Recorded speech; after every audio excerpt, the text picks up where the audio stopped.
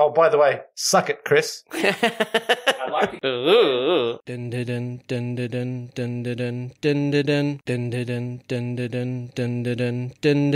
I am the Doctor, this is my section. Earth is under my protection. Planet of birth is Gallifrey. I've got 2 hearts, your life is saved. Run into the Master Raw, Missy. Come on, Alonzo. Alonzi. I am a Time Lord. No, I'm not rich. 12 bodies a man. Now it's time for a switch. Don't look like that. I'm in great health. You were expecting someone else? Regeneration. Oh, such fun. When I say run, run, run. What's that, my boy? Peace and sanity. Sorry, mustache. Reverse the polarity. Sometimes I'm north, but always a limey. Wibbly wobbly, timey-wimey. Jump in the TARDIS. Go for a ride. It's bigger on the inside. Exploring all of time and space. Oh, what's that? Exterminate. Cyberman, a Daleks, maybe. Would you like a jelly baby? Time's ticking, we'd best go. A new adventure, Geronimo! I am fantastic, so are you. Best come with me, I'm Doctor Who.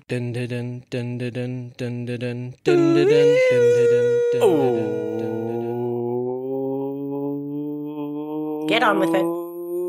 Welcome to a brand new episode of D4WH. I am your host, Peoples of the Universe. Please attend carefully. I'm Adam O'Sullivan, joined as always by my co-host. You're my intellectual equal. It's Nicchia Schutt. Oh, no, that's insulting, isn't it? Why? Because you think I'm stupid? Yes. Oh, okay, absolutely. right, sure. Why have I hidden that fact from you at some point? No. Oh, good. I'd hate to think I was too subtle. How are you doing? I'm not good, but I'm here, and I think that just showing up really is 9/10 of a podcast, isn't it? Yeah. And occasionally I'll say things like, Oh, help me. Oh no, please, I'm going to die. Yeah, that sort of stuff. Please welcome our guest. It's the host, Scott Driscoll. Hello, And peoples. And the miscreant, Brad Daniels. I come to suck your blood. Oh no, it's Bradulum. Blood. How are the two of you? Not again. I'm well, thank you. And how are you? I'm good. Brad? Life is a broad tapestry of wonderfulness. Ooh. Oh, well, you can all just get fucked. What? I'm the only one in pain. Can you hear them all? Yeah, I'm lovely. Oh, I'm fabulous. I thought you'd be Woo. into that because you've just redecorated. So, Well, I have just redecorated. Yeah, but not with tapestry. where's my broad tapestry of diversity in life? Well, there's the William the Conqueror tapestry that I'm doing at the moment. Oh, sure. You're making it? Yeah. Yeah, what is that called? The Bailou tapestry? Bayo, that's it. Couldn't remember it. Scott Baio tapestry. The That's Scott right. Baio tapestry. It's Happy got days. Happy Happy days. days. Charles in charge. It's got William the Conqueror, Fonzie. Yeah. You should just get like the Bayo tapestry and replace all the faces with Scott Bayo. Yeah. And he Joni can loves be King Chachi. Harold with the arrow in his eye. It's got Fonzie hitting a minstrel, and he's like, "Hey!" Hey. And the minstrel starts playing. You know, there's a reference. Is he on a bicycle? Is it a minstrel cycle? Ooh. These are some really current events that we're referencing here. William the Conqueror turned 66 not that long ago. This is a time travel podcast. That's right. That is correct. I think I'd like to steal the Bayo tapestry and get someone to put the TARDIS in the background. Yeah. Oh, that would be good. Maybe we could do that. Oh, no, I can't do tapestry. Anyone here any good at needlepoint? If anyone wants to help us with the heist of a century, please let us know, and we will let the police know. That's right, just a little TARDIS. Just a wee itty bitty TARDIS. Anyway, it's time to give it a D-whirl with Doctor Who in real life. Woo. In perhaps the biggest Doctor Who news of the year, Russell T Davies is returning as showrunner. Oh, yep. Mm. Yep. Back to the well. Back to the I'm well. seeing Nicchia's face here. Is there a story behind that face? Oh yeah, Russell T Davies and her hooked up, and they've Yeah. never gotten along ever since. Yeah, it's so. just unrequited love going on between us. No, it's not that I have a problem with Russell. He's got a problem with you. He's like, Nicchia's not allowed on set. He took that bloody stalking order out on me, and I've been pissed off at him ever since. No, look, it'll be good. It'll be interesting. I hope he doesn't. I hope he's learnt from mistakes from the first time. I hope he brings the magic of the first time. But haven't we done this before? Yeah. Wouldn't it be like bringing David Tennant back as the Doctor? I mean, Some people are keen for that. Yeah, but you know, it's like dating your ex-boyfriend again, isn't it? Don't you think? Or your great ex-girlfriend. and fantastic because you know exactly what they're like. Woo! That's right, and it didn't work out the first time. But No, I hope in the first episode he brings the Slovene back. Woo! Baby, let's do this. you hate the I Slovene. fucking hate the Slovene. If he brings the Slovene back, that'll be my not my doctor moment. Really? That's the hill you die on? Yeah, that's the hill I die on. If he makes the Slovene the doctor, then that's it. I'm done. What I'll be interested to see is all the people who hated him while he was the showrunner. And then when Stephen Moffat was the showrunner, we're all nostalgic for RTD. Yeah. They're all going to crucify him again. So I just think if he gets another go, so's the Moff. I want the Moff back after this. Yeah, I think it's interesting that all these people are like, oh, the show's too woke now. Russell T Davies will save it. It's like, you don't know what Russell T Davies has been up to, have you? No, and also he brought a lot of woke elements Yeah. in the first place. So, yeah. Oh, but he didn't ram it down our throats. Yeah. Yeah. So I've never felt like that Doctor Who was ramming anything down my throat, really. Remember, sorry, I've got my showrunners mixed up. Is Stephen Moffat that's coming back? No, Russell T Davies. Russell T Davies. He did Straight as Fuck. Wasn't that one of his one of his shows? Yeah. Yeah, it was a bunch of jocks who were like, yeah, we're straight as fuck. Exactly. But he has the most wonderful pop culture references. And Oh yeah, maybe I he'll really bring hope back more they're Britney there. Spears. Yeah. Yes, please. So Russell T Davies was showrunner for 2005 to 2009, overseeing the return of the program. Jodie Whittaker still has one more year in the TARDIS, but her and Chris Chibnall's final episode will air in 2022 with 3 specials.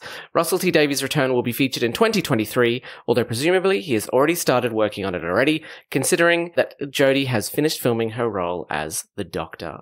So the old Chibnall. Yeah. Chibby. Chibs. My mate Chibs. Chinball as... Chriso. Chinball. Yeah. He didn't hang around very long, did he? No, well, I mean, when you had to deal with the hate from Oh. so many people, why would you? Why would you fucking bother? Well, Seriously. That's because he brought a woman into the role. And had people of colour write episodes for the first time How in the series. dare he. How I know. dare he? I know. What was he thinking? What a prick. I know. You're going to ruin it all with women. He is going to be there for 4 years in total, right? Did they take a year off, or did it just seem like they took a year off? I think COVID forced. Yeah, they did take a year off. They had an episode at the start of the year and then took a year off. Yeah. So he's going to be 3 seasons, 4 years. 4 years, and some specials as well.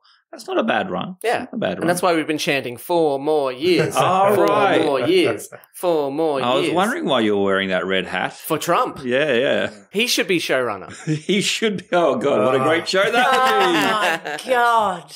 Oh, it'd be all about Trump. So what you got to get here is the Daleks are going to come in, and they're the best Daleks we've ever seen. Yeah. They're the bigliest Daleks. Yeah. Written by Trump. Directed by Trump. Starring Trump. And then I'm going to get rid of them, and then the Doctor's going to die. Actually, if they bring Trump in as the Doctor, that's why that way he could be from Rexicoricus Fallopatoria. Yes, he is a Slovene. could. That's the only way I would accept Slovenes back in the show, okay? Yeah. All right. Farting Trumps. Farting Trumps. I'll Yeah, have a okay, farting maybe Trump. less on the farting. Trumping Trumps. Whoa. Trumpeting Trumps. Ba-ba-da-ba. All right, thank you. Back to our political podcast. Yeah. Fantastic. What about those politicians, eh? Speaking of Russell T Davies, he did bring back the Master to the show. Am I right? Am I right? He did. And today we will be looking at the Master, the Doctor's close friend / greatest nemesis.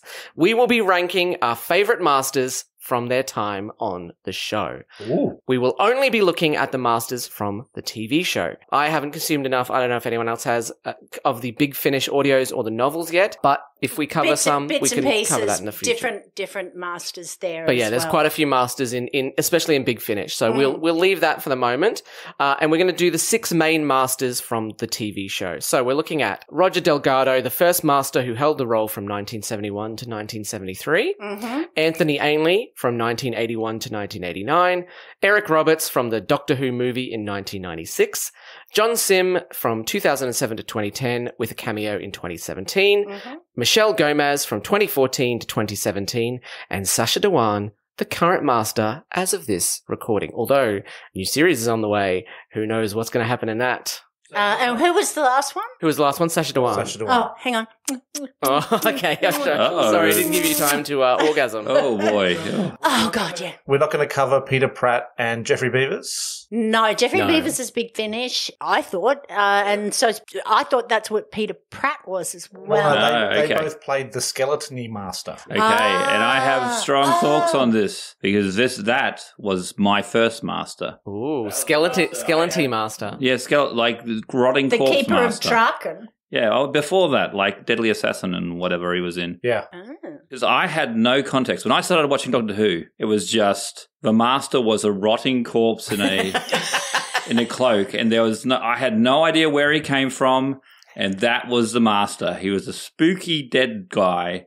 So for me, that's actually very high up on my list. Wow, and no wonder you were so terrified of him. Well, he was pretty freaky looking there. He was actually, wasn't he? It was good makeup. Oh, yeah. Because I just always wanted the Master to just die, but he could always grab another regeneration or, steal Nissa's father's body or, whatever else it was. You're just lying around and suddenly the Master's taken you. Yeah, so honourable mentions go to Peter Pratt, who played the Master in The Deadly Assassin, Jeffrey Beavers, who played the Master in The Keeper of Traken. Both actors have only played it in one episode on the TV show, although, Jeffrey Beavers has gone on for Big Was Finish. it one I episode thought or he one had. serial? Well, one serial, I'm sorry. Yes. A technicality, I win! Oh, no. See you later, well, everybody! thank you for Bye, joining us, and suckers. keep searching the sky for the doctors. Brad, Why did Brad just drop a smoke bomb? where's he gone? Where's Bradula gone? My Bradula. I'm here. Yeah. It's the middle of the day, but it's completely dark in here. They're only in one episodes, and I haven't seen those episodes, and, it doesn't seem fair to compare one episode versus many, although we are including the movie. Anyway, You the are movie was including- big budget. This competition is rigged. That's right. rigged. Eric Roberts, don't worry. I got your check in the mail. Oh. Thank you very much. And thank you, Brad and Adam. I have not seen a Nerd Off for a while, and I enjoyed that very much. This is what you've missed. This is why we started the podcast, so you can watch some nerd offs. And the last one we will give honorable mentions to is Jonathan Pryce, who played the Master in the comic relief sketch The Curse of Fatal Death, written by Stephen Moffat. I did love that. He would have made such a great Master. With his Dalek bumps. Well, and he was such a good baddie in Game of Thrones. Etheric beam locators. Yeah. They're Dalek bumps. Yeah. I did like that. But if we included him, we'd have to include the 20 different people who played the Doctor. So, yeah, we're not doing that. No. It was great. It was fantastic. Maybe we'll cover it at some point. But at the moment, we're not going to include Jonathan Pryce. Because I think he would be top of all of our lists. Actually, yeah, you'd be right that he'd be number one. Yeah. Yep. This is so rigged. I just can't believe it. So rigged. All right. You're in the pocket of Big Master. I can't believe I came across town for this. Much like the 2020 election, this entire thing is rigged, baby. Yep. Dominion rigged the booth. Do you want me to tell you who's the best? We worked it out earlier. Oh, okay. In the pre-podcast. Yeah. It's Jonathan Pryce. Even though he wasn't on the list, we still gave it to him. Rigged, Oh, baby. what a twist. What a twist. All right. So we start off at number 6. My number 6 is Anthony Ainley. A little bit of information. Anthony Ainley first appeared in The Keeper of Traken as a scientist named Tremis before the Master took over his body. As Nicchia has mentioned many times before, Tremis is the father of the Doctor's companion Nyssa, which probably made fighting him pretty awkward. And Ainley was still playing the role of the Master in the final aired episode of the classic series Survival, where the Master and the Doctor meet on the planet of the Cheetah People, of course. Yes. I am 100% behind you. Okay, sure. He put me off the Master as a character. I don't know whether it his betrayal or the way he was written, but he was not the Doctor's intellectual equal. Yeah. He was a dickhead who shrunk people and occasionally hypnotized them. Yeah. I just found him annoying. He had a great evil laugh, but yeah. No. So obviously I'm coming at it with a bit of a disadvantage because I've not watched a whole lot of classic episodes. I've literally only seen one classic serial that has the Master in it, and that was an Anthony Ainley episode. But based on what I've seen in that episode, heard from you, I have to put Anthony Ainley at the bottom because he doesn't seem like he was used very well. It's interesting because, we talk about in the new series of the 2005 series onwards, the Master is like really scary and really good, and you think, oh, this is his nemesis, and then you watch an Anthony Ainley episode, and you're like, what the fuck is this? Yep, it's just a doddering old man walking around. Yep, in the classic series, it'd be a Master series, so the Master would be in the episodes, and it'd be like, bum, bum, bum. Yeah. Oh, may as well bring out a Cyberman. They're just a shit.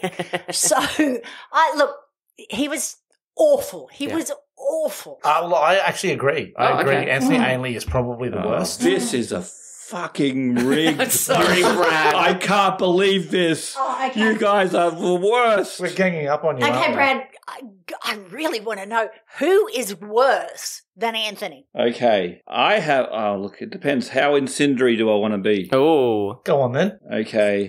I've got some water here. I'll put you out.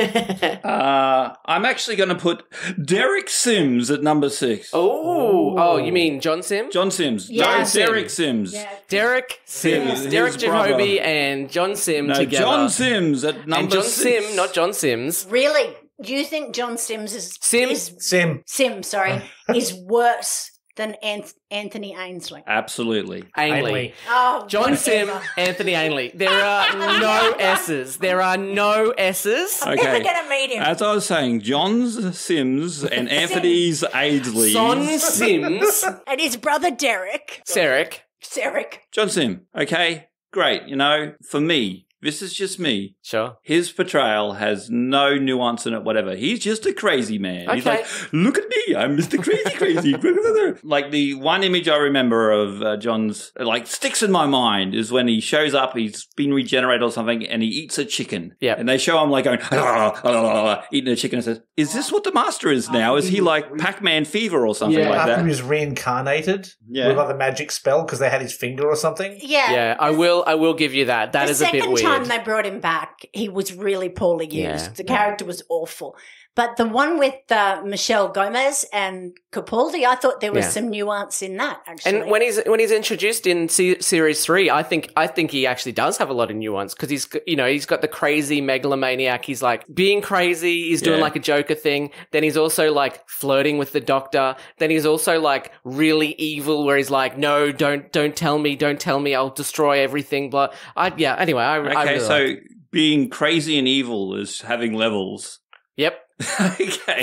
Fight me. You brought me onto this show. I'll fight you. Okay. My point is this: if all the 6 Masters and I had to face off with them, Anthony Ainley would be the one that I would laugh and walk away because he's not scary. The Masters would laugh at him, being like, what? If he didn't have his shrinky thing, he's nothing. And he would laugh at him. He laughs at everything. He's a great guy. He's got a great sense of humor. He's a lot of fun to be around. This is what would happen, is they would all go, hey, Anthony Ainley, what's your plan as the Master? And he's like, what's your plan as the Master? Because that's also my plan. It seems like, especially in the episode we saw, the Doctor turns up and Anthony Ainley is like, yep, this was my plan. It's like, you didn't know the Doctor was turning up. This is your plan? You did not have a plan. Yeah, it seems like he doesn't have any plans whatsoever. He's not very threatening. Yeah.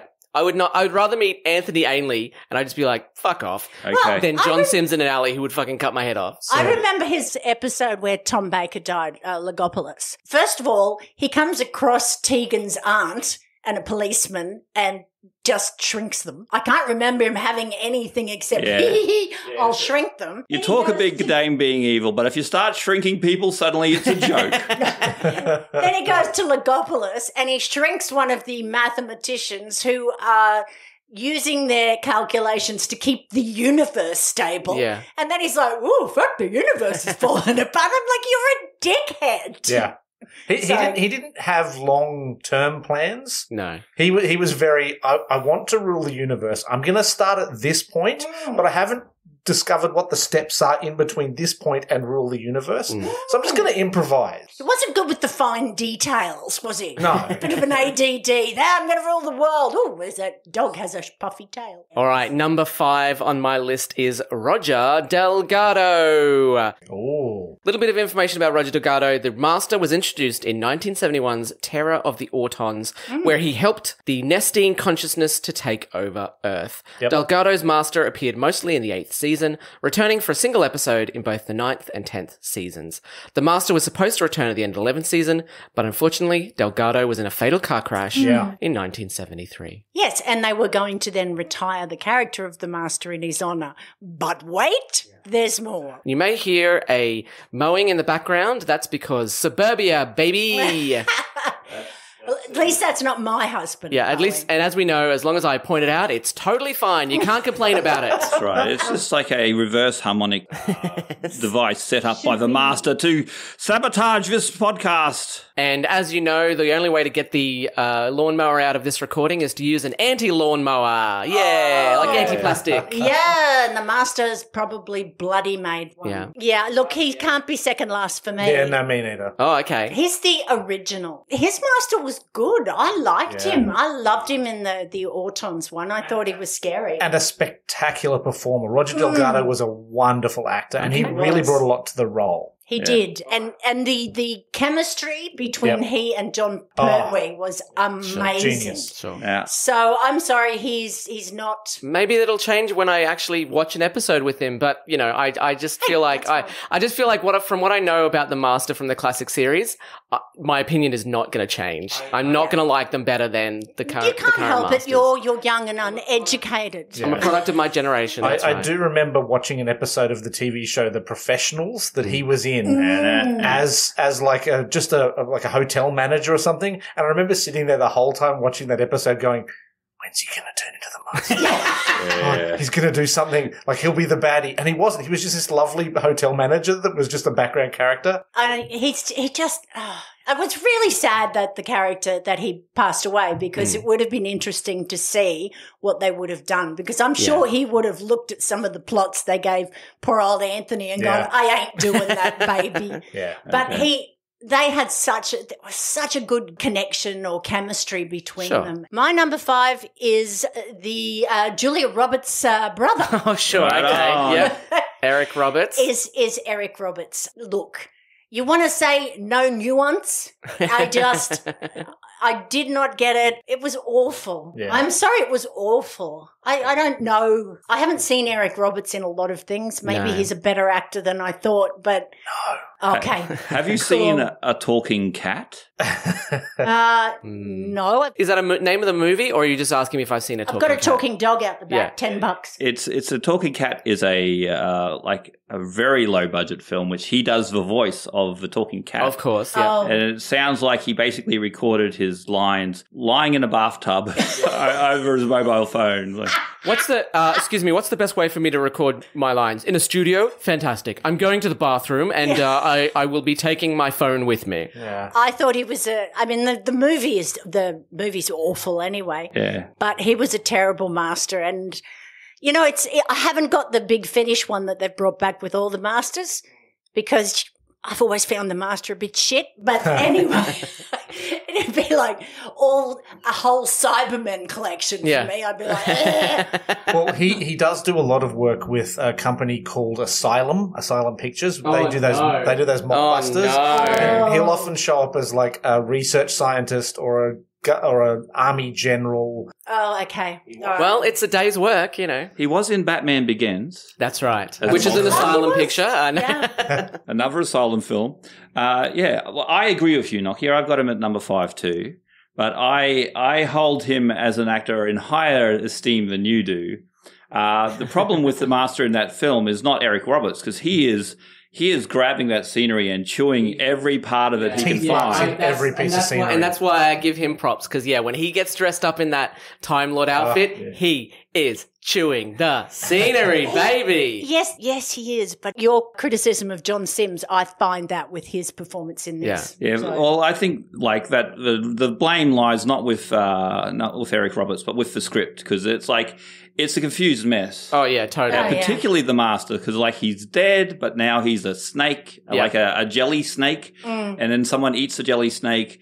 And then he's evil. Oh, I'm never going to be able to eat jelly snakes again. Because you might turn into the Master. He's an evil ambulance guy wearing leather and sunglasses like the Terminator. And then he's like the the master we all know and love just with a crazy, crazy, stupid plan. And he's the only guy who can get into the TARDIS without a key. Yeah. Nobody else, even the Doctor, can't get in without a key. Well, he didn't.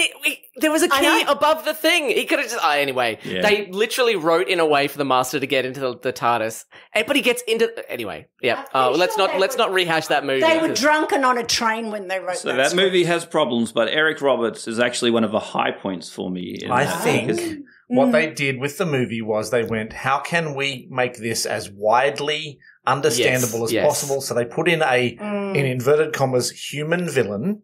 So a Time Lord villain. So they can go, this guy is like this guy, but evil. Get it, Americans? I think what they really did is we have to make this as 90s as possible.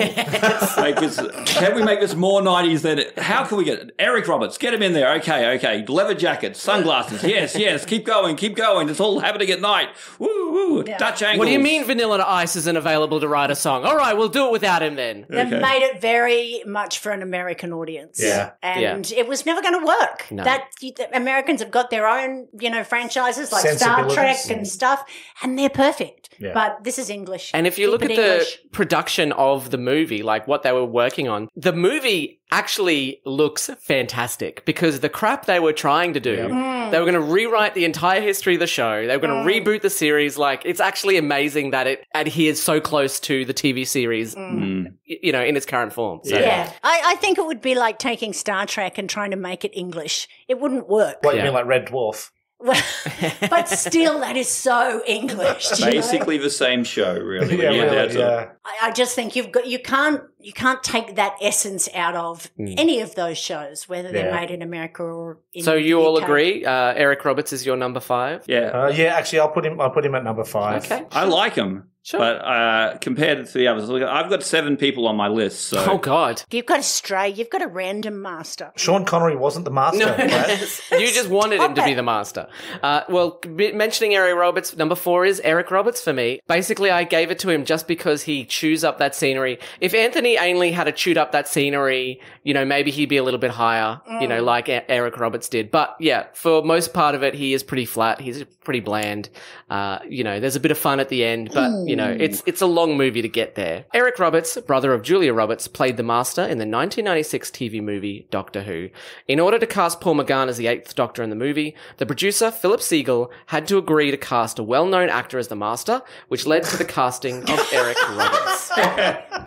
Well, somewhat well-known. He's Julia Roberts' brother, okay? How are these two things connected? Somebody get me Steven Schwarzenegger. Steven Seagal's busy. Well, we'll get Eric Roberts. A talking cat? You will obey me. He was nominated for an Oscar in the 80s, so also, He was quite good in the 80s, but then, Charlie Sheen was good in the 80s too. Nick Cage Platoon used to be a was amazing. fantastic actor, he wasn't doing the budget movies that they do today. Yeah. You have to see Willy's Wonderland. If you're a fan of Nicolas Cage, it is spectacular. Oh, is that the Five Nights at Freddy's? Kind of. Yeah, Five Nights I've at heard Freddy's. of it. I've heard of it. He doesn't speak throughout. Oh, fantastic. Oh, well, I might enjoy it then. That's how interesting Eric Roberts is. We got on to Nicolas Cage. Who would have been a really good master in the television. Oh, would have been a chewed up scenery. If you like chewing up scenery, Nicolas Cage would have chewed up every bit of scenery. I haven't done any research on Eric, but I kind of had a feeling that he might have gone off track at some point in his personal life. Did he or not? Or am I mixing him up I don't with think he's ever done anything that someone required him else to be cancelled or anything. Oh, okay, I must be mixing him up with Charlie Sheen, who was really good in Platoon, and that's it. So, Nicchia, who would your number 4 master be? It would be John Sim. John Sim, okay, sure. Yeah, and the same sort of reason. His second outing was awful. I blame the script, I guess, but him being everybody and he was just as nutty as a fruit cake. I don't think his second outing was the worst thing ever, but it wasn't up to the first. It wasn't outing his yet. best performance because I like John Sim as an actor, and I really enjoyed him playing off against Peter Capaldi and Michelle Gomez. Yeah. I thought that was so good. That was his best outing as the master, though, in my opinion. I think it was. Yeah, it definitely, growing the beard and putting on the eye makeup. Yeah. He was fun in the first one, and he was scary, but he was a little bit of a lunatic. He didn't have any sort of... It was like John Farnham. You know, John Farnham just oversings from the opening note. It was just a bit like that. But, yeah, that was his best one. But, yeah, he'd be number 4 for me. Brad? Okay, number 4 for me is Roger Delgado. Ooh. Just because I have never seen a episode with him in it.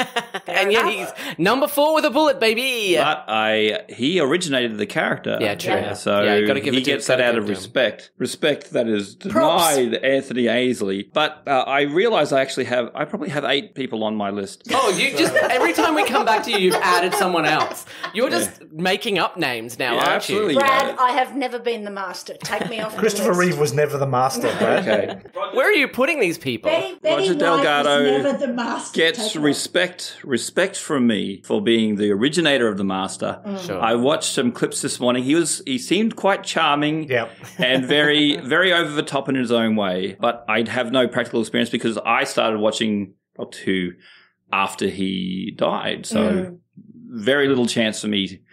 I mean, it's not like the ABC ever repeated Doctor Who.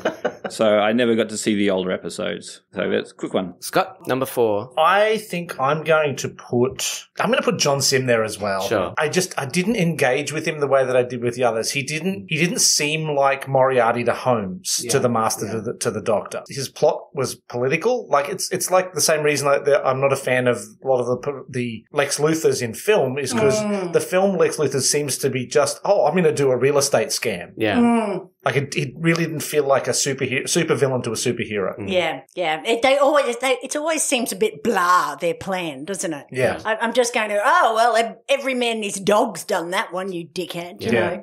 You want something interesting. I kind of like that, where he becomes Prime Minister because it really cemented to me like, the Doctor doesn't want power, but the Master does want power, so... Yeah, anyway, mentioning John Sim is my number 3. So there we go. He's my number 3 on my list. John Sim was best known for the TV series Life on Mars. Love that show! When he was cast as the Master in 2007. Yep. He later returned in 2009 and 2010 for David Tennant's final episodes as the 10th Doctor.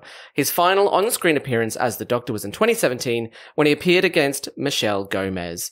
World Enough in Time and The Doctor Falls currently remains the only time that multiple Masters have met each other on the TV series. That makes me want to go back and watch that again. Yeah, they didn't even do it in 5 Doctors. No.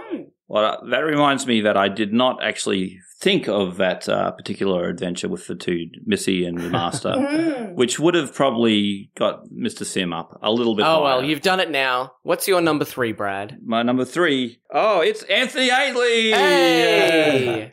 Okay, now, Anthony, this is you're being serious. I thought you were joking. Oh, my God. No, this guy is the Doctor I grew up with. Oh, okay, sure. Yeah, okay, yeah. So the thing about him is he was not very good, but he was always fucking there. He was always there. Like He was like a cockroach, yeah? Yeah, it's like... And he first appeared in Keeper of Traken, I believe. Mm-hmm. And the way he comes into existence, I'm going to talk not as an actor, as a character here. He takes over the body of Nissa's father. Yep. And that's just some extreme body horror shit going on there. It is for Nissa. That's literally Hellraiser shit. Yeah. So, it's already you have your corpse transforming into your father, who is now an evil mastermind trying to destroy the universe or take over the universe. He basically kills the 4th Doctor. But he still kills him by accident, really. The most favourite Doctor of all time. Yep. Until recently. Sylvester McCoy is now the most popular Doctor. Hang on. So just where do you get that information from? Do you have multiple sources? I heard her on this show. Was that your episode? So he killed Tom Baker's Doctor, and he came back. He teamed up with another evil Time Lord, the Rani. Yep. In an episode which I have not seen, but I think you don't often get multiple evil Time Lords teaming up. And of course, classic series, final story, Survival, featuring the Master as the big baddie. Yeah. Was that Time and the Rani with the two of them? I can't remember. Probably. Someone who's listening to this podcast will know. Screaming ring us now. Yeah. Ring us now. If you're listening to this podcast, give us a call. Let us know. Please call 555 the past. Our operators are standing by. Please ring now. Please let me go. No. Other version of me. We told you you're standing by.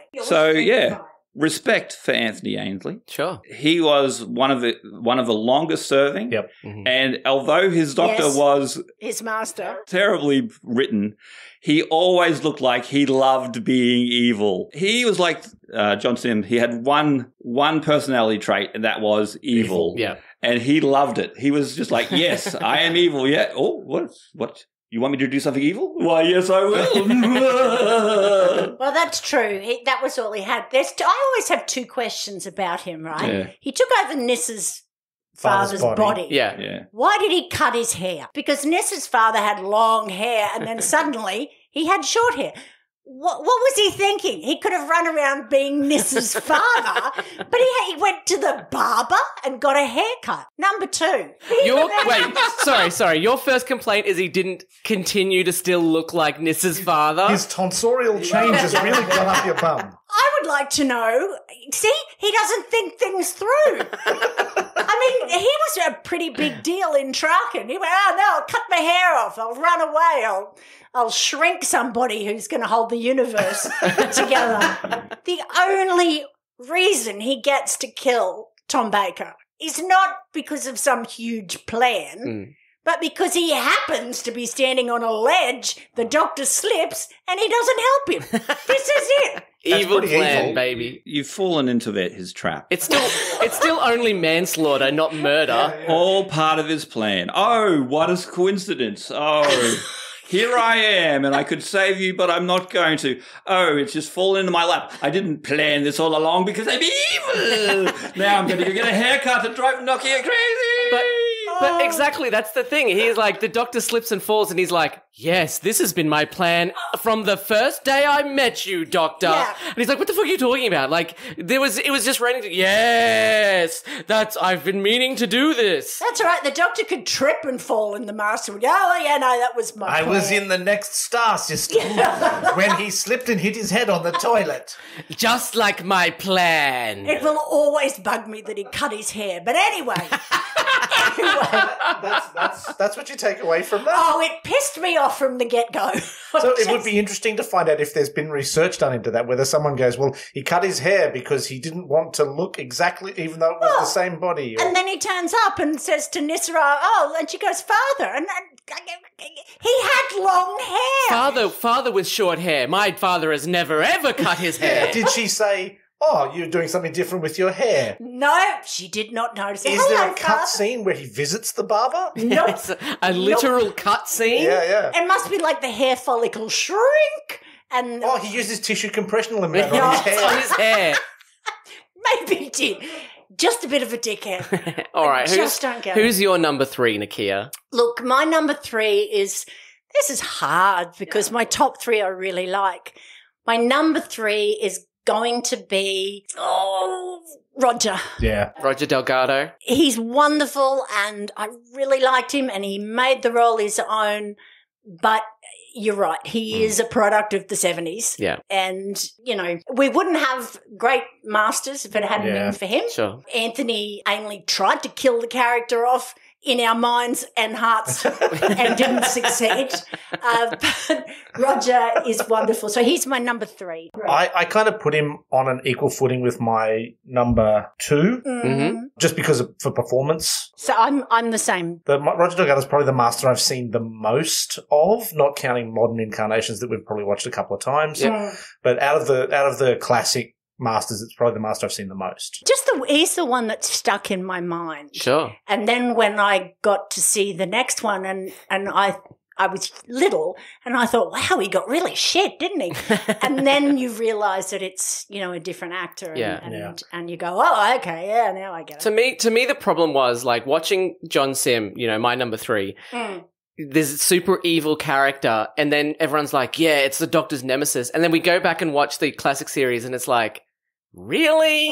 This is the guy? He's just like a generic guy who, The disconnect between the modern shows and the classic shows can also be described with a couple of other fandoms. Okay, so for example, there's a movie that's come out recently, I say recently, in sort of modern times, which is called Turtles Forever, which is a Teenage Mutant Ninja Turtles film. Okay. And it covers all of the various different versions of the Turtles, including the black and white ones that Eastman and Laird did. And there's a part in the show where cartoons Shredder meets the more modern Shredder. And the modern Shredder goes, "So what was your plan?" And the cartoon Shredder goes, "Oh, I don't know. I'll just drive my Terradome and try to kill the turtles." And that's the extent of his plan. Whereas the modern Shredder was going to take down like the communications around the world and was going to do this. Like the modern plans were so much more evil than the old plans. And then there's a beautiful moment I saw on the internet where it was the Cesar Romero Joker sitting with the Heath Ledger Joker across the table. And it's like the Cesar Romero Joker goes, "You killed a guy with a pencil? I was just going to turn the reservoir into jelly." Yeah. That's so good. That's so funny. That's true. I mean, even the Doctor in those stories was, he's not as sophisticated because they're a product of their time. Yeah. So. But I mean, I do understand that things have got more, extreme over the years, but I don't feel like Anthony Ainley played a Moriarty to the Doctor's, like when he just like, that was my plan. What, the rain that just happened? Yeah, that was my plan. That's right. He just didn't have any, anyway. The Doctor's going for a walk near a ravine. Ha-ha, that's my plan. He didn't fall off the cliff. Ha-ha, that was part of my plan. Yet. He didn't fall off the cliff yet. He may not yet fall off a cliff, but there's a cliff. All right, we're getting into the top two. My second favourite Doctor is Sacha Dhawan. Sacha Dhawan first played the character of O, an MI6 agent who has been an ally of the Doctor. At the end of the first part of Spyfall, O is revealed to be the spy Master.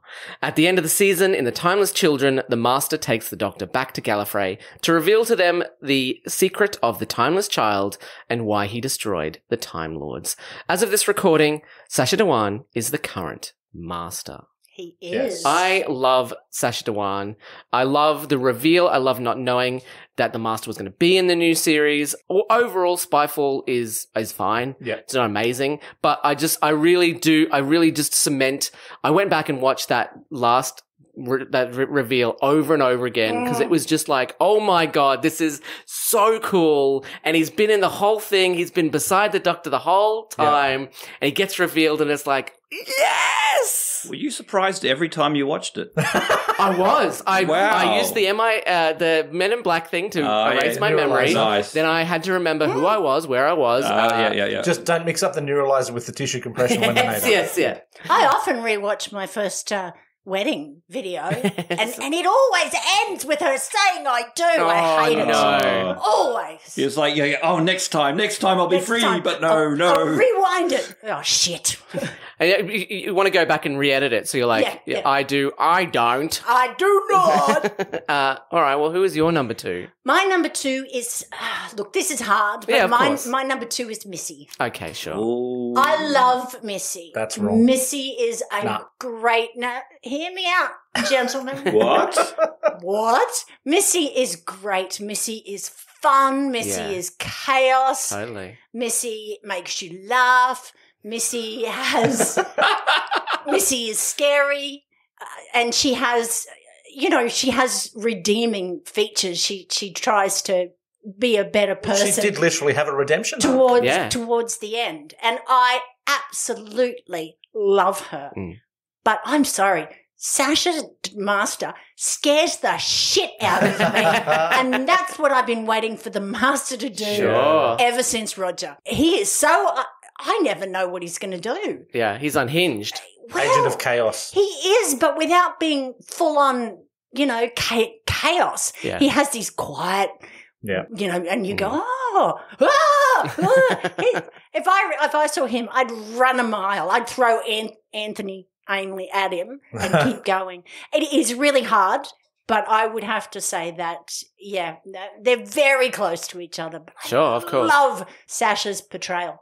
Scott, who is your number two? Okay, so I've got a little bit of a thing I'm going to add in just because I really put Derek Jacobi on the same level as as Roger Delgado, simply because of those last 3 seconds when he transforms into the Master, is more Master than anyone else lower down the list. Okay, that's interesting. That change is incredible, isn't it? Yeah. And that's down to the performance. The performance of Derek Jacobi is stellar. That's like finding out your sweet old grandpa was like a Nazi killer. Was a Nazi. And you're like, what? Yeah. You'd be proud if he was a Nazi killer. A Nazi. So I put Sacha Dhawan at number 2 just because, and it's not a big gap between him and Missy. Is Not for my me number either. 1. I found him a little bit melodramatic. Okay. So there's a little bit of a top end of his performance that just goes a little bit over what I see as the Master. There's a little bit of lack of control at the top end of his performance. Okay.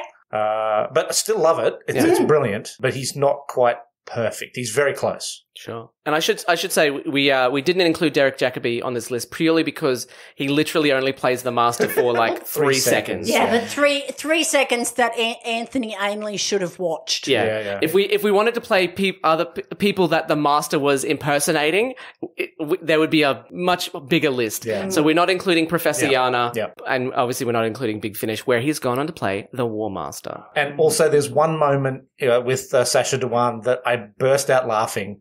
Simply because when it's revealed that his house in the outback is his TARDIS, I was reminded of a television show, a science fiction TV show made by the ABC in Australia from many years ago, showing my age now, called Watch This Space, with Paul Chubb, where he plays an alien from outer space whose spaceship transforms into a house and he gets a housemate. Oh, So I've never seen that. a little bit of the elan of the Master was worn off for me by the fact that I was reminded of a quite bad sci-fi comedy show from the 70s. To be fair, it is a little bit silly when they're on the plane and he's just revealed he's a Master and they look out and it's like a house just spinning and I was like, what? Yeah.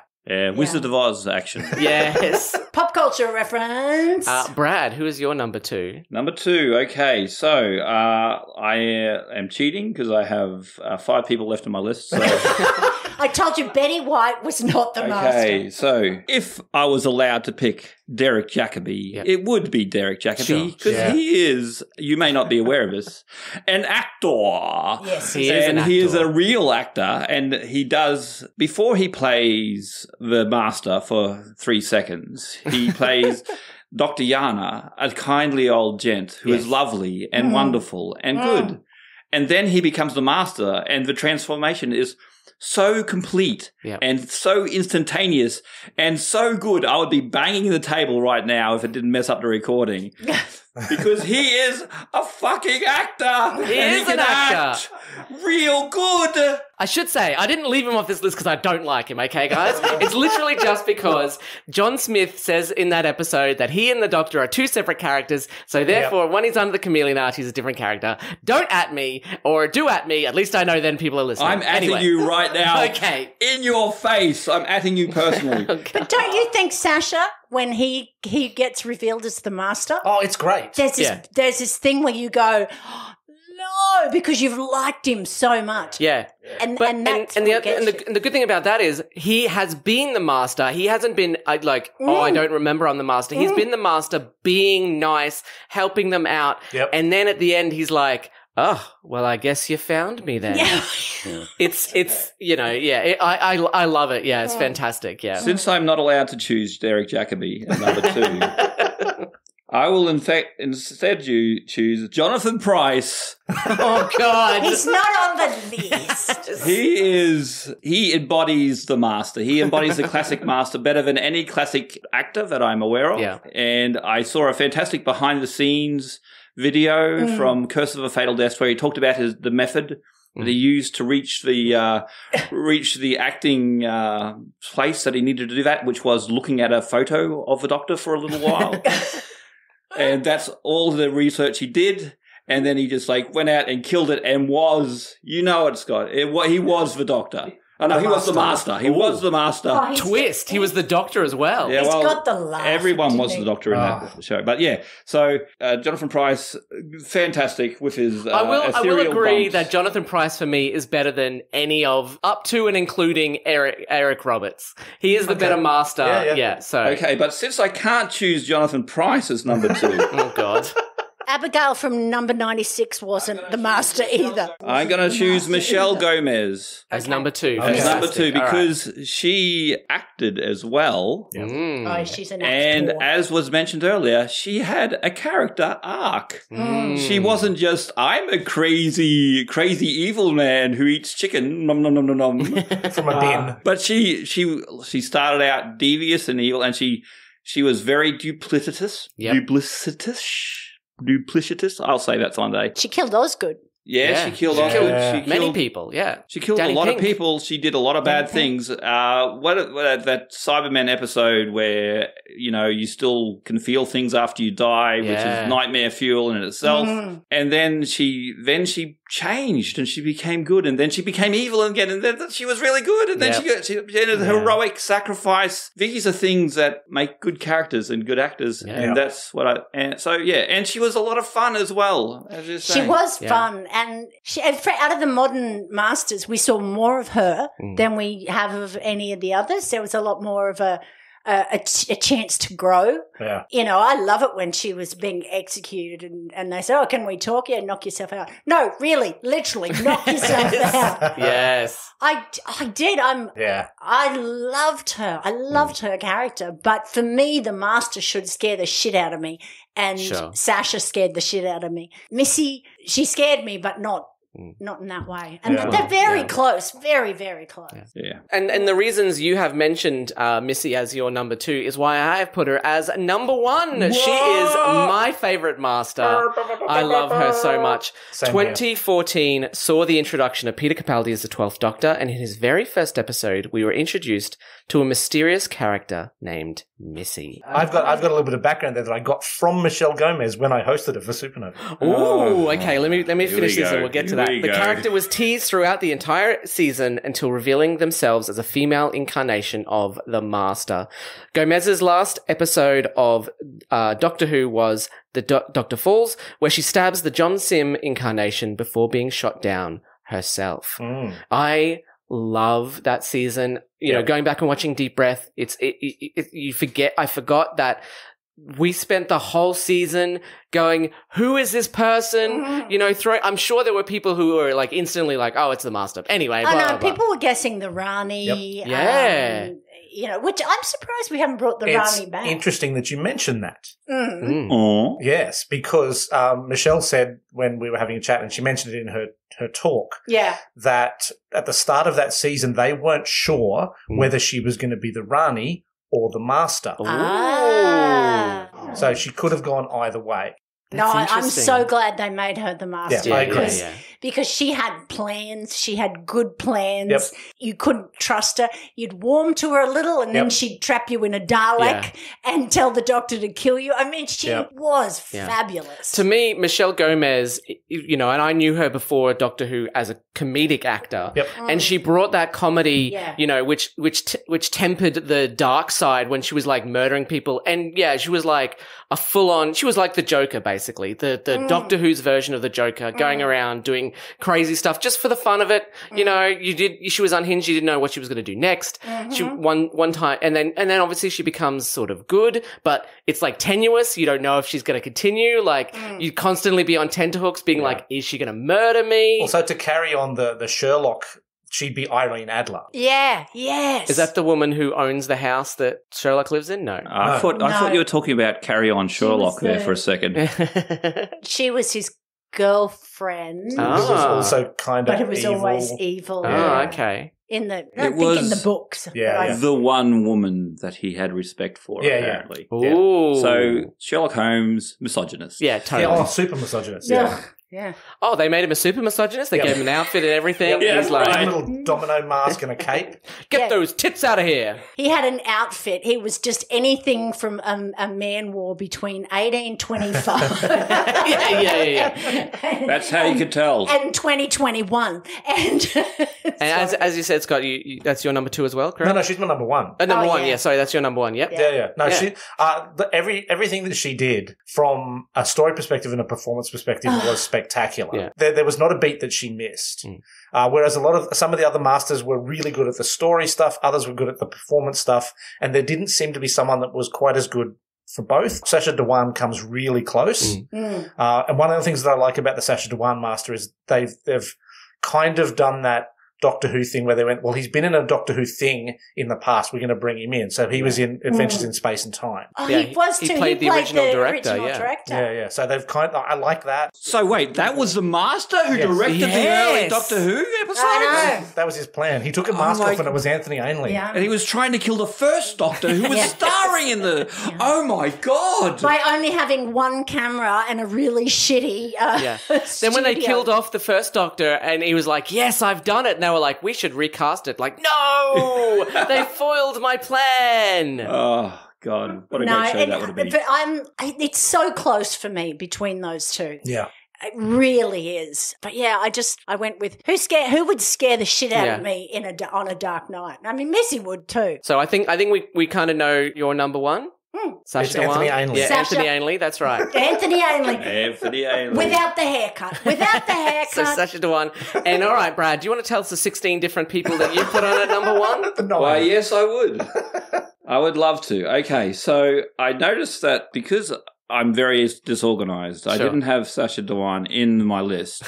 So he gets a... honourable mention. But you got Betty White. You don't have him on your He gets list. an honourable mention for existing. No, it says B. Arthur. Yeah. Where would you have put him? Okay, here we go. Prepare for controversy. It's basically John Sim again. It's exactly the same as John Sim, except looks slightly different. Crazy man. You complain about Anthony Ainley's shrinking things, Nicchia, but that was all he did. Just shrinky shrink. He was a shrinky dink. I'm sorry. Is someone speaking on this podcast?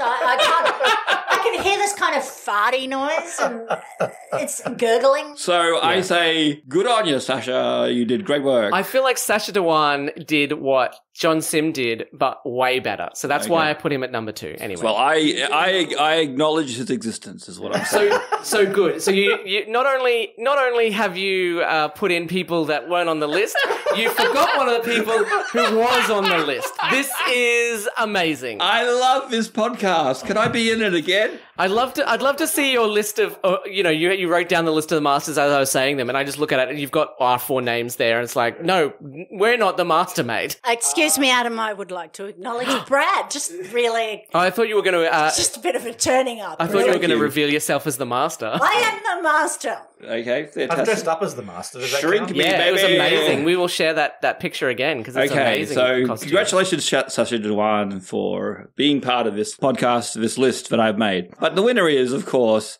the guy who played the master in The Deadly Assassin, the corpse guy. Of course, sure. Corpse guy. Who's not on the list? Anyway, it affected Brad so much. No, okay, because as I mentioned earlier, that was, for me, for the longest time, for several years, True. that was the master. Mate, that was makeup. Yeah. You realise that the master is a fictional character. What? Peter Pratt is the name of the Peter actor. Pratt. Okay, so I had no context. So imagine this. You're a 12-year-old boy. You're watching a show about some magical hobo who lives in a dumpster. And this skeleton guy shows up with bug eyes and is like, we must kill the doctor. And like, you say, holy shit. And steal his mojo. Yes. Gee, Skeletor, what are you doing here? Yeah, exactly right. It's like, it was so out of... Because I had no context. I had no idea that he used to be a suave, sophisticated guy. Sure. I just knew he was this crazy corpse guy who had a hard-on for killing the doctor. So I'm getting those two mixed up all the time because they're so close. So yeah, for me, when I was growing up, that was the master. Wow. I had no other... And so for me, that's what imprinted on my imagination from when I was a kid. And he was super spooky and creepy. And when he took over Nissa's dad, that was like, whoa, I felt funny inside. After he got his haircut. Yeah. When did he get a haircut? But look, I agree with you. That's the first time I remember seeing the master and going, oh, yeah, he is kind of spooky. Yeah. Because he looked... Yeah. And I knew he was going to kill somebody, and take their body because he'd run out of bodies. Yeah. But, yeah. No, so I Well, get that. thank you, Brad, for breaking all the rules. Breaking all the rules. That's why you have him on the podcast. Yeah, exactly. You are the miscreant. Thank you. I am the miscreant. Yeah, so hats off for that. And of course, yeah, just like the Wait, is there still more people on your list? How many people are Let me on have your a look list? here. Steven Let me have a- Spielberg was a great master. Hang on, he's going to a second page. I've covered everyone, but yeah. Okay. Rotting corpse and his bug eyes and the fact and just for look was so like this was Sure. allegedly a kid's show Yeah. from British TV and it was a rotting corpse wearing a spooky cloak and that cloak, man, that's put it over the top to number one for me. Just that cloak alone. Amazing. Oh yeah, I've got a picture here on my notes here, and it not only is he rotting, but so appears the cloak appears to be rotting as Yeah, well. it was. It wasn't like a nice new one. Yeah, he wasn't wearing a hoodie like John Sim. Yeah. Yeah, so I think maybe you need some counselling for this, Brad. that's my outlier. But Hang yeah, on, number hang on. one. So that master was Darkman. Ooh. Ooh. I've got nothing further with Yeah, that. that's it. Yeah, that's it. Duckman or Darkman? Darkman. Oh, although I have one other thing to add. Out of all of the people in the room, who's actually been touched by the master? Michelle Gomez touched me on my leg when we were sitting together on stage. So. Well, we should say, is that the only master you've met, or have you met more? That's the only master I've... Oh, no. Eric Roberts did come out to a convention, but I didn't get to actually meet him. It was just basically just an autograph. Ooh, But there I've you go. met two of the masters. That's pretty cool. Anyone else met any masters? No masters. I met a couple of doctors. Yeah. Was And Luke Perry a Timmy's- master? No. Okay.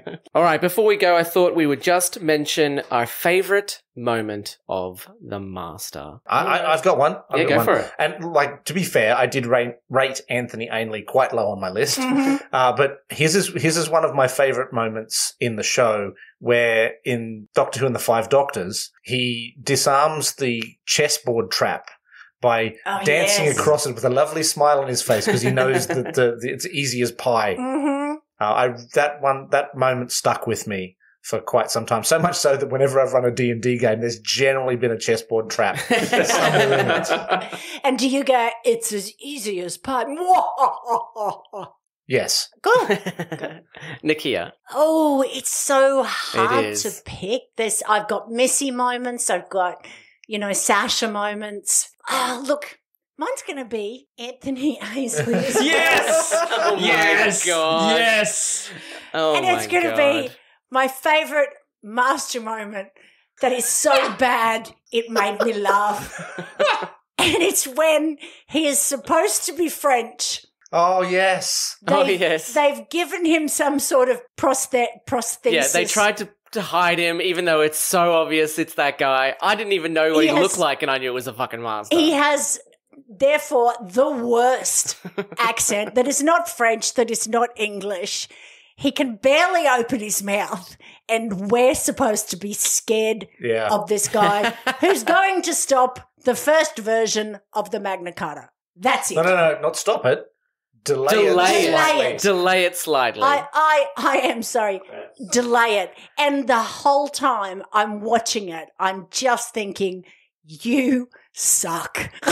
You really Well, suck. considering we're picking moments that aren't very high on this list, one of my favourite moments is Derek Jacobi turning into John Sim. Yeah. Yeah, true. I love that. It was great introduction, and I was like, oh, there's tension, and what's going to happen in the next 2 episodes?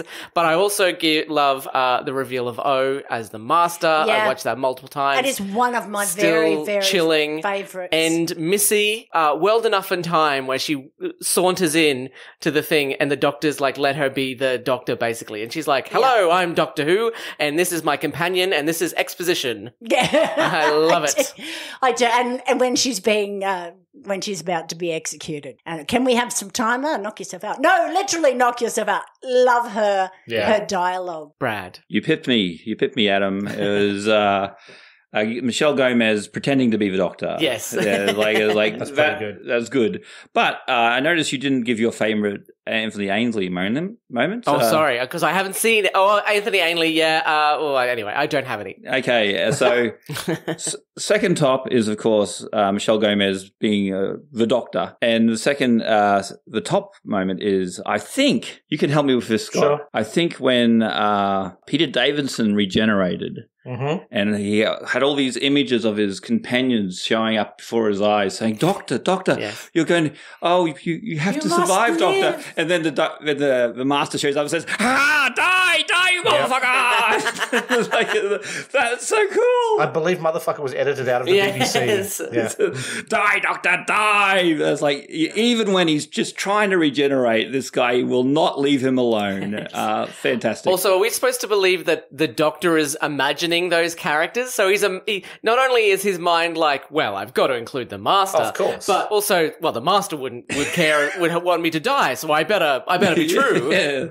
Yeah, and my other one I've got to say is a Sasha moment with the guy, the Cyberman, the scarred Cyberman. First time I've ever been really scared of a Cyberman because you could see the person inside. Yeah. When he shrinks him down and he thinks that he's going to blow up himself and everyone, and he has that, he wants to die. Yeah. He's really scary because he has no interest in living anymore. That I thought was really good. He just has those moments where he talks to the Doctor with Jodie and you can see respect or something, and then he's off on his planet again. I did love that moment. I love that cyber. All right, that's our episode about the Master. Oh, I have something that I wanted to raise before. Sure. I have let's do other that. business I'd Hey, like this to isn't on the table. agenda. Oh, yeah, I'll allow it. I told you, if you want other business, ring me. I'll put it on the agenda. For Okay. God's sake, Brad, you make the meetings sorry. go for hours. This could have been an email. As we record this, we are 3 days away from the next series of Doctor Who dropping. That is correct. Yes. So, do you think the Master's going to show up in the next series? Ooh. Good question. I hope so. Yeah, I hope so as too. well. Yeah. I only say that because I have not seen any of the previews, but I saw a still from one and it had a corpsey looking guy in it. And I was thinking, is that the Master? Are they bringing back the original, the best Master? Yeah. Well, Jeffrey Beavers is still alive. Like, it could still be him. Mm-hmm. Yeah, I got a caveat on that. Yes, I want the Master to come back. If it's Anthony Ainley, no. He's dead, so he literally would be playing a Oh, corpse. thank God he's not going to be offended that I don't like him. I would love the Master to come back. I'm not 100% sure that I think that it will come back. Maybe in one of the specials. I don't know, but yeah. Should RTD keep Sasha in the role? Oh, yeah. Yes. Yeah. Yeah, absolutely. Yeah. Yeah, have some continuity. That's what I liked about Anthony Ainley is that he lasted forever. He crossed over with 4 Doctors. Yeah, Wow. Brad, that's because everybody else read the scripts and went, fuck off. Actually, he crossed over with 5 in the 5 Doctors. Oh. did. Oh! Well, that's you right. wanted nerd offs, Nicchia. You got every fucking nerd off on the planet. God, drop the stink bomb and get out of here. Yeah. Although, technically, if you want to be really, really nerdy about it, he did only cross over with 4 because Tom Baker didn't appear in that. But he did cross Just over with Tom not appearing Baker. in this picture. And if you're going to consider it that way, then he also crossed over with who came after? Oh yeah, he crossed over with the other 2, Colin Baker and Sylvester McCoy. So that makes 7 Doctors, yeah. 7 Doctors that he crossed Yeah. over with. 7 Yes. Doctors. And he raised on 7, 8 Doctors. 8 Doctors crossed over with Jodie Whittaker. 7 Doctors and he was still shit. There you go. Brad, would you do you think the Master is going to come back? Oh, you said the corpse, yeah. I don't know whether he will or not, but I'd love to see a corpse Doctor shambling around, that'd be corpse good. Master shambling around. But yeah, I think they should bring back Sasha and give him some more stuff to do. Directed by Tim Burton, the Corpse Doctor. Yeah. Or actually, not really. Didn't Tim Burton not actually direct? Anyway. You just out-nerded yourself, man. Boom. I've got a question. I've got a question for the group. What would your master name be? Ooh. Oh. I know what mine is. I can go straight away. Yeah, that'll go give me for an it. The idea. Micromanager. Oh, nice. So this is your evil. Yeah, evil Time Lord name. Yeah. I'd still go. I've got I one. could still go with the commander. Either way, really. I'm the same, the miscreant. It fits all situations. But one of you has a mustache and a goatee. Yes, Yeah. indeed. And the other one has the opposite, just like sideburns.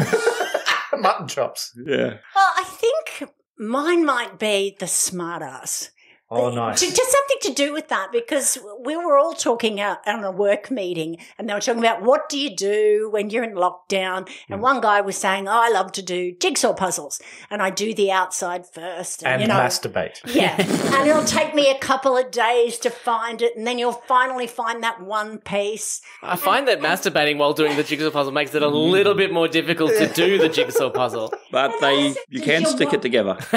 Sorry, Nicchia. Does your wife steal at least one piece that you need? And he went, oh, no, she wouldn't do that. And I went, I would. I would. It's like ripping out a page of a book you're reading. The last page. If Dave was doing that, I would steal it. And then I would help him with it, going, I wonder where it is. Oh, it must be here somewhere. Yeah. And I'd have it in my pocket. Does Dave listen to the podcast, Nicchia? Yes, he does. Well, there you go. You know what? I think what would be worse is not stealing the last page, but just a page in the middle, because you would flip it over and keep reading and be like, that doesn't make sense, and go back, and you would be like, what? But if it was the last page, you'd know that the last page was missing. That's true. So something like that, I often play tricks on Dave that are very amusing for me. Oh my God. You know, if he's got a drink, hide it. Nice. Oh, nice. Drink it while he's not looking. Well, based on the idea that, the Master is supposed to be the opposite of the Doctor, my evil Time Lord name, or the counterpart to me, would be the Jock. Okay, yeah. And it'd be a big, football bro, and he'd be like, ugh, and I'd be like, nah, and that's all we do all episode. Yeah. Okay, well, I'd be the trickster. And he would just beat me up, and then basically he would win, and I'd be like, no, okay, I'm smarter than you. But then I'd punch him in the balls, and I play dirty, so. Yeah, so your plan to stop the Doctor would be brute force. Yeah. Yeah. Mine would be I would hide the things he needed and then laugh about it for ages. So you're Anthony Ainley. Fantastic. Like companions, all sorts of things. And whatever happened, I'd just say... What would you do? Whatever happened, I'd just say, that was part of my plan. Both as the miscreant and the miscreant. Yes, that's right. And Scott, what would you do? Well, see, as the host, I think the way the micromanager would defeat the host is by just top loading him with call sheets.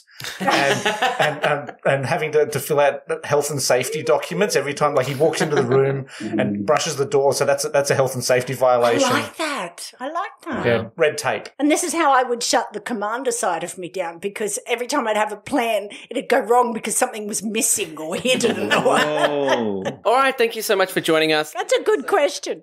Scott, do you have anything you would like to plug? At this point, I haven't got any big shows coming up, but we may yet, as Act React, be redoing Die Hard, the movie, the play at the Powerhouse. So that's in very, very tentative negotiations at the moment. Sure. It's tough, isn't it, in this environment? And you can find Scott Driscoll, actor-performer, on Facebook. On Facebook, yes. Oh, by the way, Scott, if you were playing football, we could all go and it'd still go on. Yeah. Doing anything with the arts, fuck off. Yeah. Exactly. Brad, is there anything at all you would like to plug? Well, yeah, I think I write and draw my own comic books. What? Yeah, This is news? This is news. But I have available now at redbubble.com some great T-shirts made of old comic book covers that I have made funny by changing the words on. And no one has bought any. So maybe if I tell someone about it, that'll happen. Have you told anyone about them? I've posted it on Facebook, but that's like just yelling into the void. Yeah. So if you go to Redbubble and search Edge Comics, EDGE, COMIX, no space, and there will be T-shirts of retro comic covers that I have made hilarious by changing the words, and they look great T-shirts for summer because, good God, it's hot. Yes. It is. I'll have to have a look because I get T-shirts from Redbubble. I got this one from Redbubble. Look, we've had to have a little break from the Neighbourhood Watching with Beck and Nick podcast because of my injury. Not because I can't podcast, but because I then have to edit and I can't sit for long periods of time. So we're having about 3 weeks off so I can slowly, without pressure, get a few more episodes going. You can catch the hosts on Facebook at Nicchia Shit Comedy and Adam O'Sullivan Comedian. D4WH is on Facebook, Twitter, Instagram, and YouTube. The podcast is available on Podbean, Apple Podcasts, Spotify, Stitcher, and many more. Nicchia also hosts Neighbourhood Watching with Beck and Nick, looking at the weird and wacky neighbours just over your back fence. Available where all podcasts are. Adam regularly works with Big Fork Theatre in Brisbane. You can find him in some of the online shows on the Big Fork YouTube channel, and he also has sketches in the Get It In Ya podcast. If you enjoy D4WH, please consider jumping onto our Patreon and donating. We release episodes early, and for as little as $5 a month, we release mini episodes in between our normal episodes. D4WH is part of The Nerd Infinite, which can be found at thenerdinfinite.com. Thank you so much for joining us, Scott. Thank you. Thank you so much for joining us, Brad. Fuck you. Thank you so much for joining me, Nicchia. Fuck you, Brad. Thank you. Oh, sorry. I mean, fuck you. Until next time, keep searching the skies for the Doctor. Goodbye. Goodbye. This has been a production of The Nerd Infinite. And then the sound of dragons spitting fire and stuff. What? Why are you looking at me like that? I use the same stings that I have since the same stings. I use the same stings that I use. Actually, I know it's hot, but